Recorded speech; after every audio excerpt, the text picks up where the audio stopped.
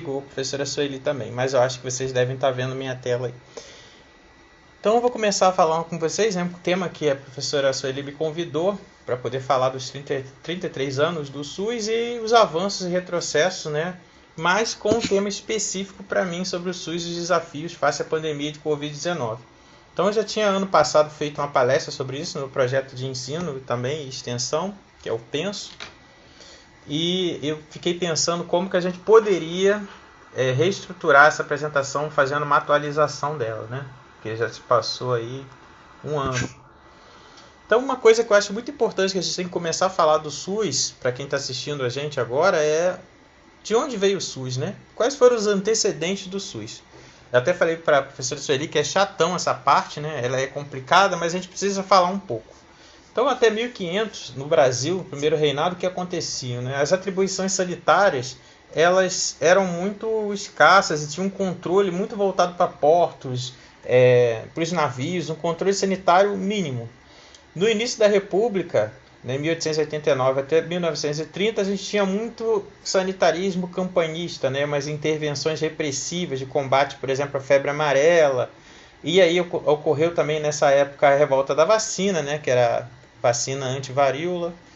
E essa vacina a gente tem um marco histórico, né? Eu tenho aqui no finalzinho até mostrando uma chargezinha como a polícia tinha um poder de polícia, né?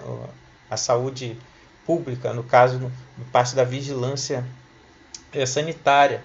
Então foi feito registro demográfico, uma reforma promovida pelo Oswaldo Cruz, né? Que deu o nome à instituição que a gente conhece, né? A Fiocruz.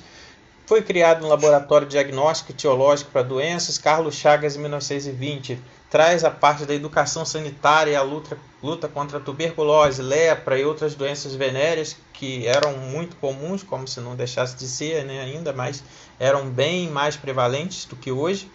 E até 1960 a política de saúde era um modelo sanitarista, né, de campanha.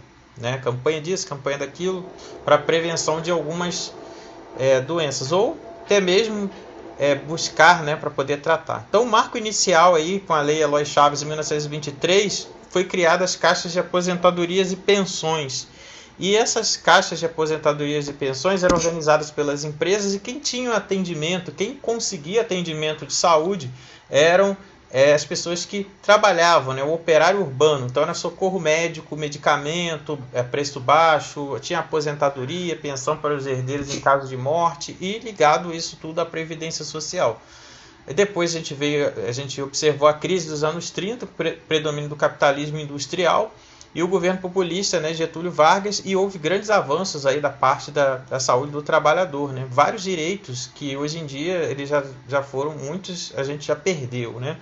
E aí teve uma transição demográfica que aumenta a expectativa de vida e o predomínio de doenças relacionadas à pobreza, né? Desnutrição, diarreia e por aí vai. E aumentou com o tempo as doenças crônicas degenerativas não transmissíveis e as endemias rurais, né? Doenças de Chagas, né? A gente pode observar no meio urbano dengue, né? E febre amarela, também já no interior, mas também a gente tem algumas situações, como aconteceu antes da pandemia, de vir para o meio urbano.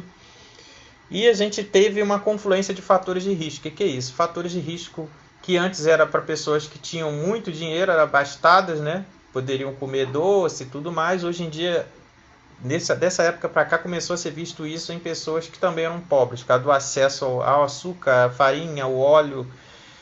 Então a política de saúde teve uma substituição dos CAPs pelos IAPs, né, que eram Institutos de Aposentadorias e Pensões, e por categorias profissionais foram selecionados aí quem pertencia a cada classe. Então assistência médica previdenciária não era importante até o fim dos anos 50, quando começou aí uma aceleração da urbanização e desenvolvimento industrial e uma pressão da assistência via institutos, né? Então, o que acontecia? Quem tinha carteira assinada, quem tinha registro de trabalho, tinha acesso ao atendimento médico hospitalocêntrico. E aquelas outras pessoas que não tinham, né? Está aqui uma foto riscada, o pessoal mais pobre, as pessoas mais humildes do sertão ou do interior, das favelas, que são as comunidades, não tinham acesso. E começou-se a formar a ideia do processo de saúde e doença do brasileiro de que saúde era ter hospital, né? Que é uma visão errada até hoje. E então, em 1930, aqui foi um sumário, é o Ministério da Educação e Saúde Pública, né, que não deu certo, que a gente sabe que essas coisas de verbas únicas para 2 ministérios não dão certo. Depois, o Serviço Especial de Endemias Rurais. Depois, em 53, o Ministério da Saúde, ainda isolado, sem muito poder e autonomia como a gente observa hoje. Depois a gente teve o Departamento Nacional de Endemias Rurais, que começa a ter atenção também para o trabalhador do campo, porque é dali que vinham as riquezas, digamos assim, para ir para os portos e ser exportado, né? E a gente começa a pensar em política de saúde com a Lei Orgânica da Previdência e expansão da assistência médica hospitalar. Foi uma época que começou-se a investir em complexos grandes hospitalares, né? Que a gente viu até uma imagem ali anterior. Então, em 63, os trabalhadores rurais foram incorporados aos IAPs e o FUN Rural, né? De 64 a 80 foi criado o INPS, Instituto Nacional de Previdência Social, modelo hospitalocêntrico, centralizado, privatizante, né? Com convênios, empresas de serviços médicos com pré-pagamento e urbanização cada vez mais crescente, e aquela ideia das pessoas saírem do meio urbano saírem do meio rural para virem para o meio urbano. E aí de 64 a 80 a gente percebe o INPS, né, ainda essa sigla, eu lembro da minha mãe falando muito isso, INPS, as empresas de serviços médicos, corruptor, com clientelismo político e um complexo industrial privatício. Então, quando eu olhava uma figura dessa, até mesmo quando a gente observa nossos hospitais universitários, né, são grandes, né, construções imensas, porque se entendia que ter hospital é ter qualidade de vida, é sobreviver, né, é ter saúde. Aí em 75 teve uma crise política e financeira, né? E aí teve uma recessão, fim do milagre brasileiro, uma luta pela democratização do país e pelo próprio modelo, o programa de interiorização das ações de saúde e saneamento, né? Isso veio em 76, aí já começou-se a pensar em saneamento, que até hoje a gente tem problema e também faz parte do SUS, né? O saneamento. Em 78 foi criado o INAMPS. E aí o INAMPS ele tentou reunir mais, né? Então começamos com CAPES, IAPs, INPS e INAMPS. E aí repare que assim, teve a conferência de Alma-Ata em 78, que diz que saúde para todos até o ano 2000, né? Que saúde foi essa que foi para todos até o ano 2000, que a gente já está em 2021 e eu ainda não vi saúde para todos. Mas é interessante que era um marco, né, dessa conferência internacional, pensando na saúde para todos, né? E assim tem várias cartas, né, de promoção da saúde que teve essas conferências em prol da saúde ao redor do mundo. Então foi criado o SIMPAS, o Sistema Nacional de Previdência e Assistência Social, depois do INAMPS. E no período de 80 a 88 a gente começa a falar no que interessa para a gente agora, as ações integradas de saúde, aí vem Previdência, Educação e Saúde. Como eu falei para vocês anteriormente, quando tem muita coisa junta no mesmo ministério, numa mesma divisão pública, não dá certo, porque o dinheiro ele acaba não dando para nenhuma das partes, né? Não dá certo porque é escasso o recurso financeiro. Em 85, o fim do regime militar, e aí começa o movimento de reforma sanitária, que é parecido com o que a gente está vendo hoje, de manifestações nas ruas, só que um pouco mais organizada, né? Porque a gente estava querendo também que tivesse uma nova Constituição por causa do fim do regime militar. Então, o movimento de reforma sanitária, ele propôs o SUS, né? E foi feito um convênio, o Sistema Único Descentralizado de Saúde, em 1987. O que significa esse descentralizado? Daqui a pouco eu vou explicar, porque tudo é centralizado no foco federal. Então, o SUS foi aprovado na Constituição de 1988, em 17 de 5 de 1988. Então, é interessante porque se a gente for procurar na internet, nos documentos, tem datas muito variadas para a criação do SUS, né? Então foi quando? Foi quando a lei foi regulamentada? Foi quando foi criada na Constituição? Então, se você for ver, tem muita discussão sobre isso. Eu considero que o SUS foi criado quando foi criado na Constituição, que aprovou, né, um sistema único de saúde público para todos. Aprovado aí 476 votos na Assembleia Constituinte. Então hoje, a gente pode dizer, né, não hoje, mas a partir desse ano que o SUS ele já fez 33 anos de luta e resistência. E a legislação que regulamenta o SUS é de 1990. E somente em 2012 que foi aprovada a lei fixando o percentual dos orçamentos, né, de cada ente da federação, né, município, estado e federal, deveria destinar à saúde. Então demorou muito. Se você vê como é complexo, né, falar de SUS e como é complexo falar de como o SUS ele é difícil de entender, de explicar, mas ele funciona, por mais que as pessoas digam que não. Porque senão a gente nem estaria aqui agora falando, né? Dependendo do caso, porque desde o nascimento até a morte, praticamente o SUS está presente. Então, o que é o SUS? O SUS é o Sistema Único de Saúde, adotado pelo Brasil para o planejamento e execução das ações e serviços de promoção, proteção e recuperação da saúde. Então, não é somente um tratamento de ir no hospital, ir no postinho. São várias, é um emaranhado complexo de serviços, né, de cuidado, que aí tem um papel muito importante das pessoas que trabalham na atenção básica, os enfermeiros, médicos, os nutricionistas, todos que atuam, porque a atenção básica é a porta de entrada do SUS, né? É o que realmente, como se fosse uma rede, né, segurando toda aquela... os peixes que estão chegando ali, não deixando passar para outra parte. Os que passam são os mais complexos. A gente vai ver daqui a pouco no desenho aqui. Então foi criado em 88 e é um sistema descentralizado, municipalizado, né? Por isso que é descentralizado e participativo, com 100 mil conselheiros de saúde, que são as pessoas que estão mais juntas aos estados e principalmente aos municípios, né? Que são os conselhos de saúde. Então o SUS tem alguns princípios doutrinários, né, que algumas pessoas podem chamar de nomes diferentes, como diretrizes e tal, mas no fim a gente tem, eu separei aqui que eu achei melhor entendimento, princípios doutrinários e princípios operacionais.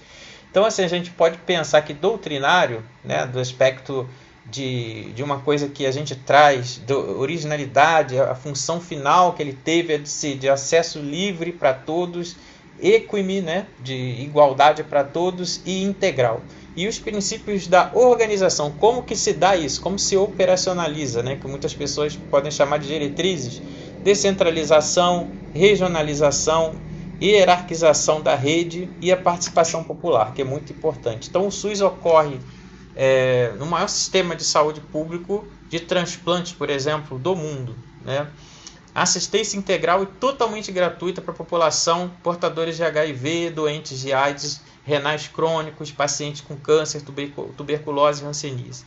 Então isso é interessante a gente sempre falar, né? Sempre defender o SUS, porque se você morasse em outro país, iria ser muito mais custoso pagar por um transplante. Então as pessoas, até nos críticos, sempre falam, não, mas a gente paga, nós pagamos impostos, sim, mas aquela pessoa mais humilde não paga tanto imposto quanto uma pessoa da classe média, e assim vai.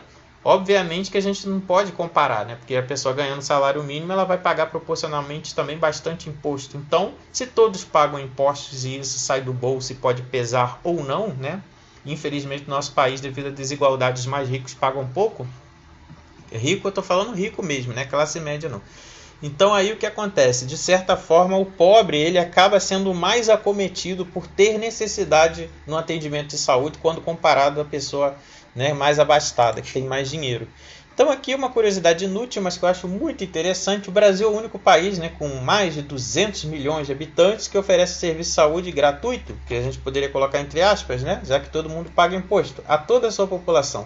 Então essa imagem aqui eu achei muito interessante, eu vi na rede social e procurei para colocar. Uma linha reta de Lisboa até Moscou tem 3.900 quilômetros.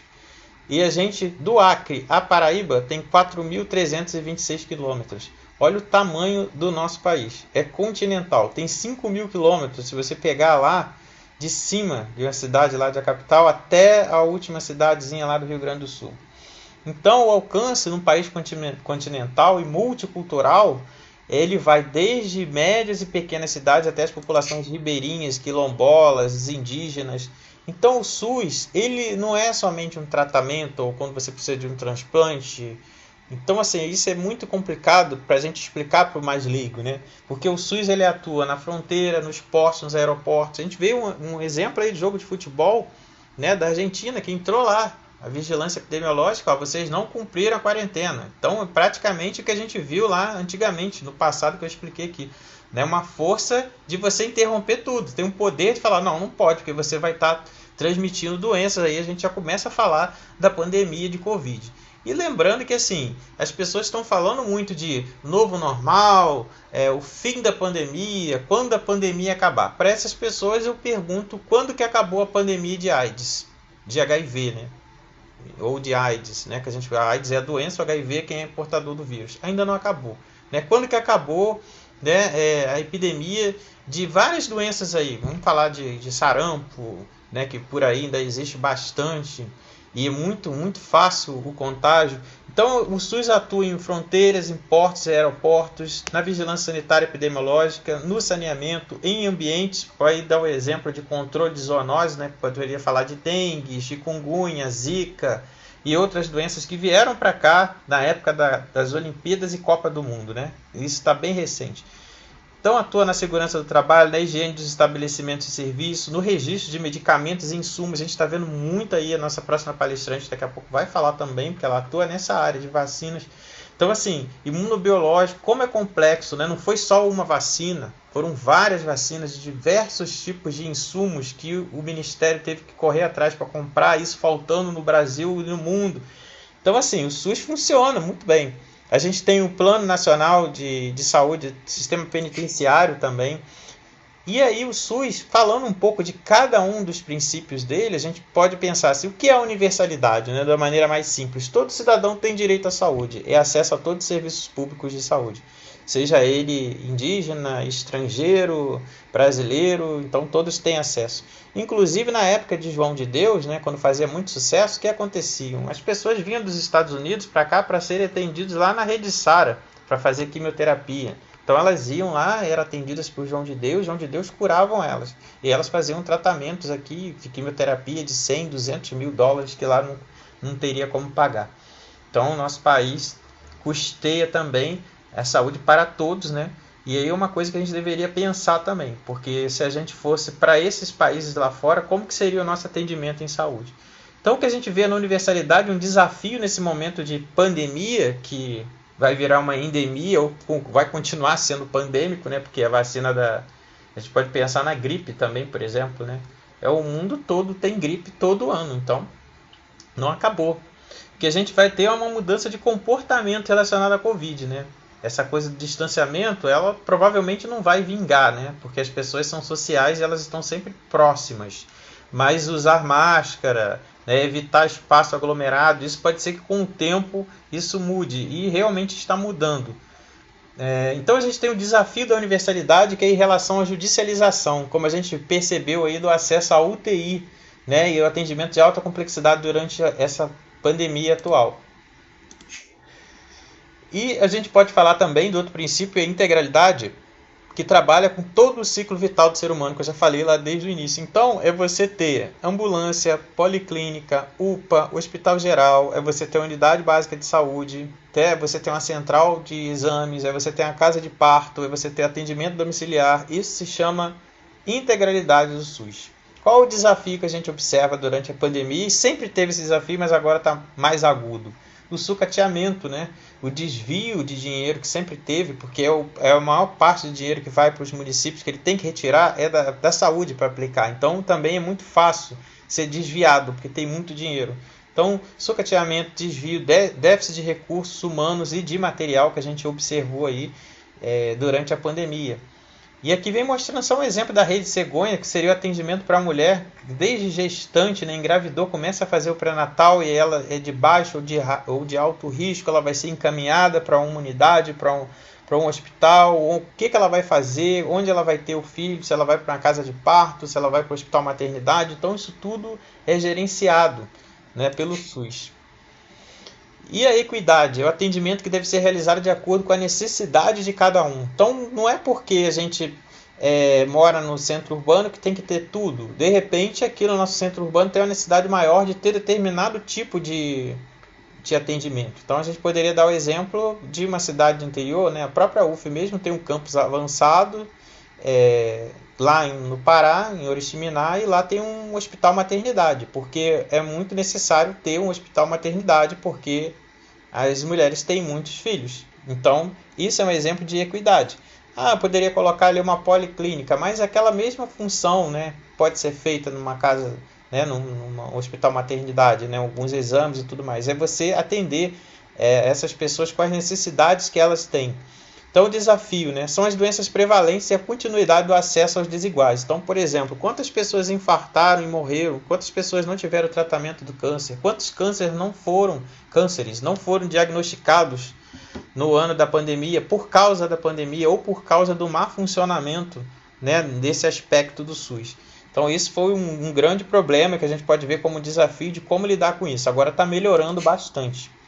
A descentralização, que promove a redistribuição do poder e de responsabilidades em uma única forma, articulada e integrada. Então se falava muito nisso, a gente está falando ainda. Então com esse princípio o município consegue conhecer as necessidades da região que ele tem uma autonomia maior para poder ele escolher como ele vai aplicar aquele dinheiro dele ali dentro do SUS, né? Então, por exemplo, eu posso colocar um hospital maternidade, eu posso colocar um PSF, que agora é Estratégia de Saúde da Família, eu posso colocar uma unidade básica de saúde, eu posso ter um incremento numa praça para poder fazer exercício físico, isso depende do interesse. A grande questão é que não há um interesse muito grande da população em prevenção. Então esse é um grande desafio que a gente tem também relacionado à saúde no geral. E aí entra também a Covid, porque a gente não sabe, tem um aspecto relacionado à Covid que a gente não sabe, que até hoje eles não conseguem descobrir por que uma pessoa, às vezes, ela mesmo tendo todas as funções boas do corpo, né, saudável, ela vai morrer de Covid. E outras pessoas que não têm, né, são sedentárias e têm alimentação ruim, e não vai acontecer nada. Então é alguma coisa relacionada ao sistema imune que ainda não identificamos. Mas a gente sabe que se você fizer por onde, você pode ter uma recuperação melhor, você pode não ter os sintomas, né? Ou você pode ter uma forma mais branda. E aí a gente fala da vacinação também.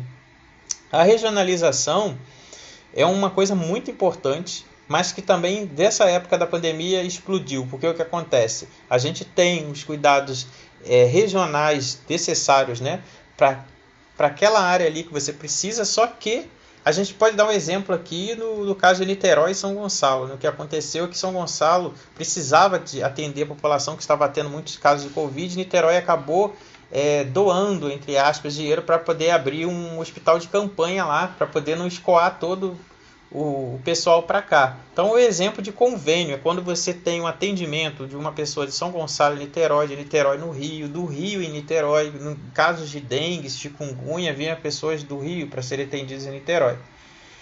E os convênios praticamente é isso, né? Você atender no outro local quando tem melhor condições. Aqui aquilo que eu ia falar, hierarquização. Então a gente observa que a gente tem o atendimento primário, que ele é a porta de entrada, é onde se deve resolver 80% dos problemas de saúde, e ele vai subindo.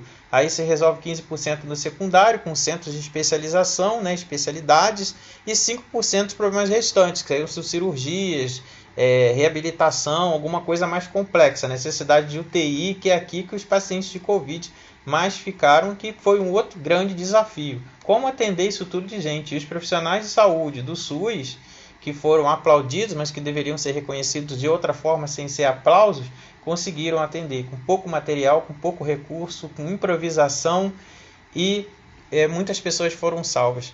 Então aqui vem mostrando a mesma coisa, só que em outra figura. O mais interessante e atual que vem sendo discutido nos últimos 20 anos é que a ideia do atendimento não é mais de forma só piramidal, né, de atenção básica, média e alta complexidade, mas sim também de uma forma que pode se pensar em rede. Então essa figura do Mendes aqui é muito famosa, né, na saúde pública, mas hoje em dia a gente pode pensar que essa rede ela é praticamente uma bola, né, um novelo de lã, onde tudo está articulado e uma coisa ligada à outra, tendo como maior expressão de atendimento ali a Unidade Básica de Saúde e a UPA, né, que são as portas aí de mais atendimento. Um princípio que ninguém fala muito é a resolutividade, capacidade de resolver o problema do usuário. Isso depende da eficácia, da eficiência, melhor dizendo, de cada nível de complexidade e da integração entre eles. O desafio atual, a gente pode pensar nas múltiplas facetas da Covid. Eu comecei explicando aqui. Então, uma pessoa ela pode não ter sinais e sintomas, outra pode quase morrer, outra pode precisar de uma UTI, outra precisa de um atendimento, né, que seria um atendimento sintomático. Então, essas características individuais, às vezes já tem uma doença, né, residual, que seria as comorbidades, isso faz com que essa resolutividade ela fique um pouco complexa, né, porque as pessoas não são padrões, cada ser humano é único, cada um tem uma necessidade diferenciada. Outro desafio que eu acho muito importante, que a gente falou da Lei 8080, ou se eu não escrevi, eu falei, né, da Constituição e tal, A gente teve no mesmo ano a Lei 8.142, porque o presidente na época ele vetou a parte de financiamento na Lei 8080 e ele parece que ele não leu o que tinha escrito lá, né? Então teve que fazer uma outra lei para poder falar só do financiamento. E aí essa parte que fala só do financiamento também fala da participação social, que indica que por meio dos conselhos de saúde, né, e as conferências de saúde, as conferências mais em nível federal e os conselhos em nível local de 2 em 2 anos e as conferências de 4 em 4 anos vão definir aí, né, as estratégias para controlar toda a política de saúde, né, do governo. Governo que eu digo nos 3 níveis.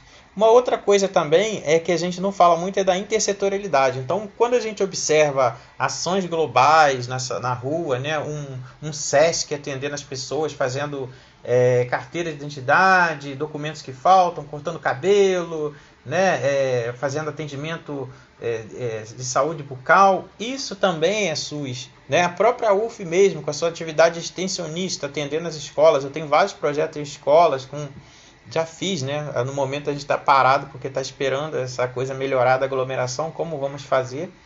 O meio tecnológico tem ajudado muito, mas é um exemplo de intersetorialidade, porque nós estamos, a universidade está levando educação em saúde, ou informações de saúde, ou até mesmo atendimento em saúde para a população. E isso quem deveria fazer, teoricamente, é o SUS.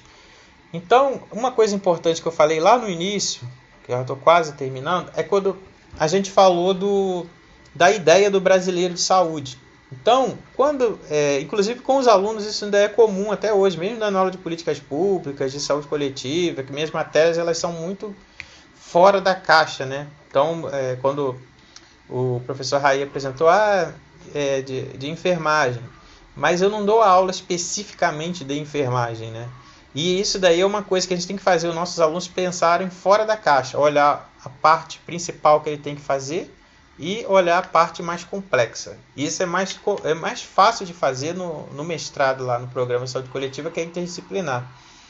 Mas na graduação é mais complicado, porque muitas vezes o aluno ele vem decorando as coisas, né? Então quando a gente fala, lê daquela definição, né, muito antiga da OMS, de que saúde é completo bem-estar físico, mental e social, e não somente ausência de doença, é uma coisa muito reduzida. Então o que a gente poderia dizer é que o processo de saúde e doença do brasileiro, né, que é a visão dele de saúde e doença, é influenciada por vários aspectos. Né, o aspecto ambiental, cultural, de escolaridade dele. Então, para uma pessoa ter saúde é uma coisa, para outra ter saúde é não ter nada, não ter doença, não sentir nada. E para outra é ter qualidade de vida. Então, se a gente continuar lendo tanto a Lei 8080, ler as cartas de promoção da saúde e até mesmo as definições mais atuais da OMS, porque ela não esquece a antiga, mas ela coloca que hoje a saúde é muito mais orientada, né, guiada pela qualidade de vida. Então a gente poderia dizer que saúde, assim como se você olhar lá na definição de promoção da saúde, você vai ver que tem os determinantes sociais de saúde. Então ter acesso à cultura, educação, moradia, né, emprego, direito, né, de ir e vir. Então isso tudo entra para a saúde, isso tudo é saúde. Por isso que, se a gente pensar a saúde como uma complexidade maior, você vai entender que o SUS age desde o saneamento até a vigilância sanitária. E aí consegue entender de uma forma bem clara como que o SUS age. Mas se você pensar somente que é o completo bem-estar físico e mental e não somente a ausência de doença, fica mais difícil. Então os desafios que a gente observa gerais, né, como eu comecei a falar, a gente pensa na Política Nacional de Promoção da Saúde. Porque como promover a saúde durante uma pandemia, né? Então a gente percebe que muitas pessoas são resistentes, já eram resistentes a fazerem várias atividades, né, que seriam em prol da sua saúde e qualidade de vida. Imagine durante a pandemia. Então a gente pensa que é complexo como promover saúde durante uma pandemia, mas a gente teve adaptações. Então as pessoas fazem exercício em casa, a gente viu isso, né? E é importante que a atenção básica tenha a sua função de promover a saúde também. Então a unidade básica ela deveria ser uma fonte de informação, né, para poder ir lá pegar preservativo. Eu lembro de uma vez que eu estava ouvindo a Voz do Brasil que uma responsável técnica falou que era um gasto de 200 milhões por ano em polivitamínicos para a população. e que esses polivitamínicos eles eram jogados fora, porque as pessoas não iam lá pegar, porque não pensavam que não preciso, não tenho nada, não estou sentindo nada, não preciso ir no posto de saúde. E aí você vai e perde, né, aquilo ali que poderia ser aproveitado. Então é um exemplo de que há um subaproveitamento da atenção básica no sentido que ela deve promover a saúde. Então isso é interessante. A política nacional de humanização, aqui vem esse exemplo clássico, né, que eu peguei na internet, que todo mundo vê, que é um paciente com Covid, ou usuário, ou cliente, né, como queiram o nome, e aí ele está lá fazendo uma videochamada com a família e a enfermeira lá ajudando ele, ou a técnica, ou auxiliar de enfermagem, não sei, mas ajudando ele a se comunicar. Então a humanização também através do uso de tecnologias. Então a tecnologia vem para ajudar dependendo da forma como você usa ela. Isso é um desafio. Um outro desafio que eu acho grande é em relação ao trabalhador da saúde, né? Porque não se pensa na qualidade de vida e nem na saúde mental do trabalhador, que é a área que eu estudo mais. Que é meus trabalhos que eu mais fiz da parte de epidemiologia, da saúde do trabalhador, saúde mental. E aí vem aquela ideia, né, que a gente está aí essa semana rodando, já defendeu o SUS hoje, então vacina sim, SUS, e isso aqui é ótimo, né, porque eu vivo de meme, né, eu adoro meme, fico rindo o tempo todo, a professora Sueli já sabe que eu faço piada de tudo, mas aí eu não aguento com essas informações da internet, eu tive que trazer, então já defendeu o SUS hoje, então, ó, quando eu morava em Brasa, queimei meu braço. Né? Queimou não, queimei, é isso mesmo, pensei que era quebrou, não, é quebrei mesmo meu braço, fiz 2 cirurgias, né? Fiquei 17 dias internado, não tive que pagar nada. Aqui nos Estados Unidos fiz uma cirurgia de apêndice, 3 dias internado e cobraram $50 mil, então SUS, né, na estrelinha lá pra gente, o cruzinha, e nos Estados Unidos 50 mil, ataque cardíaco com 34 anos, $74.189, dólares, melhor dizendo.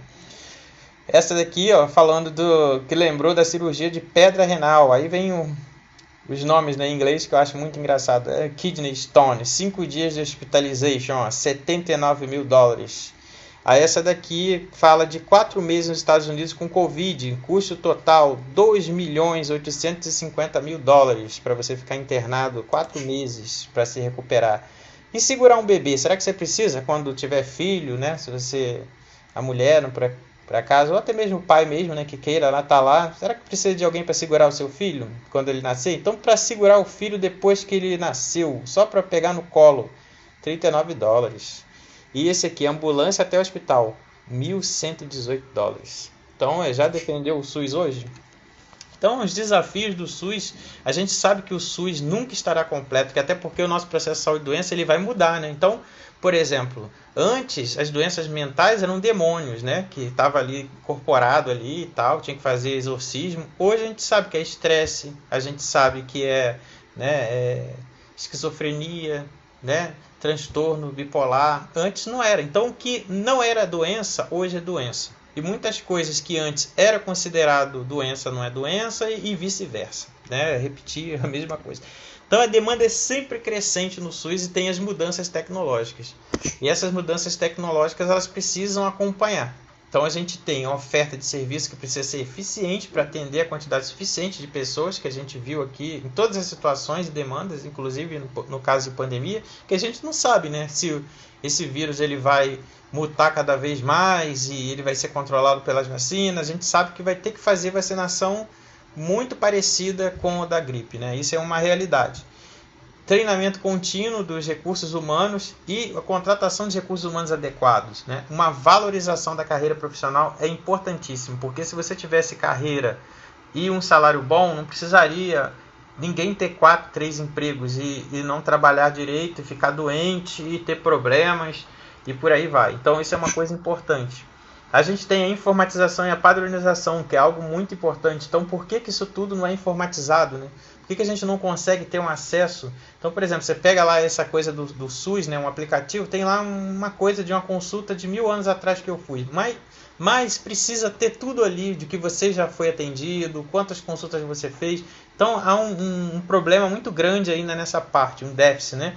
Então a gente tem a Política Nacional de Informação e Informática em Saúde, que praticamente não vejo assim funcionar ou notícias dela, porque isso deveria estar tudo informatizado de uma forma também que pudesse ter ambos os registros, né? Porque tendo um problema num sistema e no outro, a gente conseguiria. Mas não estou falando um sistema geral, poderia ser sistemas regionais, porque o SUS é capilarizado, como a gente já falou.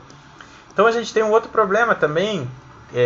Por que é importante essa informatização? Quando a gente faz sistema de referência e contra-referência, dá um papel na mão do paciente e ele vai embora. Então, esse papel pode se perder, pode molhar, e aí não vai ter o atendimento contínuo garantido. Aí vai voltar lá naquele hospital para pegar o papel, então já perde. Então, isso é um desafio também. A saúde dos profissionais de saúde, como eu falei para vocês, a valorização, né? A gente nunca teve tantas pessoas com depressão e ansiedade registradas no país, né? Só veio aumentando com a pandemia, piorou. Tá aí a gente do Setembro Amarelo tendo que falar disso, né? Que é importante. Então, mesmo com todos esses problemas e desafios, a gente não pode deixar de notar que todos os avanços que o sistema trouxe, né, para enfrentar essa crise de Covid-19 no Brasil foi significativo, né? A gente teve uma resiliência demonstrada do nosso Sistema Único de Saúde, com 33 anos, a idade de Cristo, para quem é religioso. Durante essa crise aí de Covid-19, ele conseguiu atender. Aos trancos e barrancos, é óbvio que não foi o suficiente, mas a gente tem que pensar que existe uma falha de planejamento, né? A gente tem muita gente em grandes centros urbanos, precisaria ter muito mais atendimento e sistema conveniado melhor. Principalmente como era antigamente, né? Para você ter uma participação também, ter o atendimento no setor privado e o SUS cobrir, né? Porque acontece o inverso muito fácil, né? Que uma pessoa vai para o hospital particular, não descobre o que tem, vai para um hospital universitário e aí descobrem o que ela tem e ela é curada e tratada de forma adequada, enquanto o particular não deu conta. Então, muitas coisas desse dinheiro, né, que na verdade aí geram um dinheiro, né? Porque como a pessoa ela vem referenciada de uma instituição privada, os institutos privados eles pagariam ao SUS, só que esse dinheiro fica preso na justiça e nunca vai para o SUS.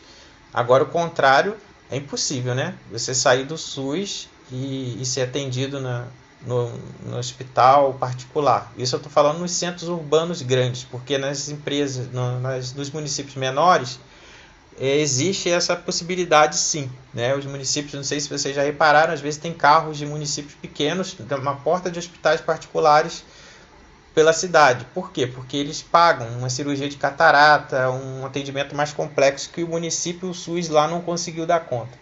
Então, eu já falei, o único país com 200 milhões de habitantes com sistema universal de acesso. O financiamento veio pela Lei 8.142, a emenda constitucional de 29, ela conseguiu fazer com que os recursos fossem aplicados nas 3 esferas, dizendo ali o valor mínimo de gastos, né? Então, por exemplo, a gente tem aí os municípios variando de 15% a 28% da sua arrecadação total destinada ao SUS, então é muito dinheiro. Na outra palestra que eu fiz, até mostrei que era não sei quantos milhões a cada mês que ia para a saúde. O Estado mínimo que ele investe é 12%, a União teve com a lei complementar 141, né, que o Temer não, foi antes até. E aí a gente vê essa lei complementar, ela diz que era o gasto da União, né, o gasto atual, mais a variação do PIB. Né? Aí veio a emenda constitucional 95, aí sim veio o Temer. E aí foi temeroso, né? Porque aconteceu? Veio um valor que seria o total de gasto aplicado no ano que você está, mais a inflação e congelado até 2036. O que isso denota? Mostra para a gente que a gente vai ter um desinvestimento em saúde ao longo dos anos. Mas por que isso vai acontecer? Porque a complexidade do atendimento é maior, porque as pessoas vão envelhecendo, porque vai nascer mais gente, porque podem surgir mais doenças, e aí o dinheiro não vai acompanhar. Né? Então, o que o governo atual colocou, né, rapidamente, assim, colocou lá o tal do orçamento de guerra e o estado de calamidade para poder conseguir gastar acima desse teto. Mas aí até o Supremo teve que entrar aí para colocar 3 meses a mais em 2021 para poder ter esse auxílio para a população e tudo mais e poder gastar um pouco mais em saúde. A gente viu coisas absurdas como hospitais aqui de campanha no Rio, onde tinham 900 vagas e 200 e muitas pessoas aguardando um leito e não podiam entrar naquele hospital porque era de Covid. E cada leito custou R$500 mil. Então, assim, as pessoas têm uma atração terrível por dinheiro público da parte da saúde, porque é onde tem mais. Então a gente precisa saber, em suma, né, pensar no SUS com 33 anos, a gente pensar de onde viemos, que eu já mostrei para vocês um pouco, como nós estamos agora, né, que eu estou falando para vocês um pouco, e é só ligar a televisão, por isso que eu não quis ser repetitivo, para ficar repetindo o que está falando lá na televisão. E a gente precisa ter também pensar de como que nós vamos agir em cima daquilo que a gente tem, né? Então a gente tem o PNI, o Programa Nacional de Imunização, nós temos vários sistemas. Como que tem que fazer isso, né, para funcionar? Falta monitoramento, acompanhamento, fiscalização. Então a gente precisa ter gestão, inteligência, formação de pessoal adequado. Né? As verbas devem ser proporcionais ao tamanho continental do nosso país e ter um controle mais administrativo sobre esses recursos, né? Dar uma ênfase e engajamento à participação popular, isso é muito importante, porque a população ela tem que perceber que ela é o SUS, ela faz parte do SUS. E devem ser eficazes o sistema de monitoramento e avaliação no que tange às políticas públicas, né? Como eu já disse anteriormente, devemos estar atentos para os sinais de privatização ou qualquer movimento de que o paciente, o cliente, o usuário do SUS, o cidadão tem que pagar alguma coisa, porque ele já paga muito. E a gente só tem visto o aumento cada vez de impostos numa época de pandemia terrível. Então o brasileiro, ele, ao mesmo tempo que ele é solidário, ele quer ajudar os outros, a gente observa coisas que não fazem sentido. Então quando as pessoas mais precisam de plano de saúde, os planos aumentam e elas não podem pagar. Quando as pessoas estão mais problema de acesso por causa da pandemia, você não consegue o atendimento nem no privado e eles aumentam o preço para dificultar cada vez mais, né? Isso estou falando dos privados. Enquanto o SUS continua aprovando, deixando entrar dentro do possível pelo sistema de regulação. Mas a gente observa também que a gente tem aí um papel muito importante dos profissionais de saúde, que são, né, os que realmente acolhem e que conseguem não negar o atendimento para essas pessoas durante a pandemia e durante a necessidade que tiver. Né? Aqui eu tenho algumas referências. Eu não coloquei todas, está faltando, eu ia colocar certo, mas não deu tempo. E aqui essa figura do SUS, que é para lembrar que o SUS é construído por todos nós. Mesmo ele estando velhinho, entre aspas, aqui nessa imagem, né, com o muro caindo em reboco, a gente está escorando e está fazendo ele funcionar. Aqui tem as nossas redes sociais do projeto que eu coordeno, em parceria aí, né, com o IPRD da professora Sueli. A gente tem o Espaço Aberto para a Saúde UF nas redes sociais, no canal do YouTube e todas as outras redes aí. Eu agradeço aí a atenção de vocês, espero que vocês tenham gostado.